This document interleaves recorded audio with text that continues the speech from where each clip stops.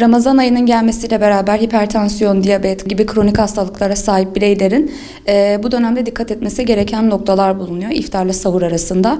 Buradaki temel hedefimiz kan şekerinin dengede tutulması, yeterli ve dengeli beslenme modelinin bu dönemde de sürdürülebilir olması oluyor. Peki kalp hastaları nasıl beslenmeli? Bu dönemde beslenmede yapılacak ufak değişikliklerle kalp sağlığını korumak mümkün oluyor. İlk olarak yeterli ve dengeli beslenmenin bu dönemde de sağlanması gerekiyor iftar ve sahur arasında.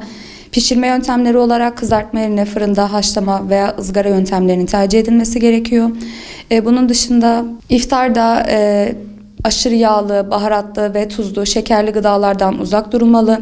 Lif açısından zengin besinlere yer verilmeli. Sahurda yine aynı şekilde lif açısından zengin besinlerin tercih edilmesi hem tokluk süresini uzatacaktır hem de kan şekerini daha dengede tutmuş olacaktır.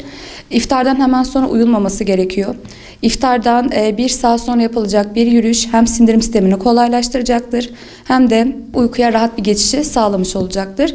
Özellikle kalp hastalarının bu dönemde kafein içeren içeceklerden bir müddet uzak durmaları gerekiyor. Peki diyabet hastaları nasıl beslenmeli? Diyabet hastalarının iftar ve sahur arasında kesinlikle programlanmış kendilerine özel programlanmış bir listeye ihtiyaçları oluyor.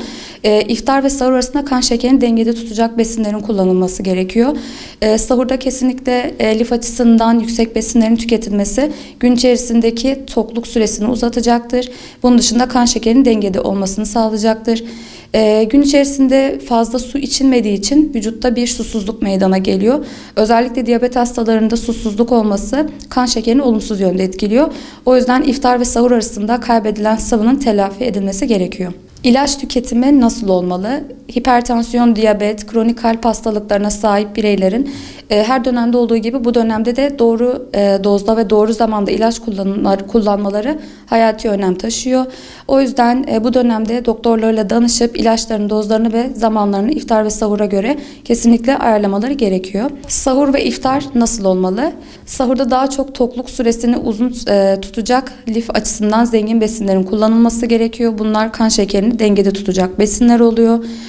Bunun dışında iftardan sonra kesinlikle şerbetli tatlılardan uzak durmamız gerekiyor. Bunun yerine meyveli tatlılar, hoşaflara yönelilebilir veya sütlü tatlılara yönelilebilir.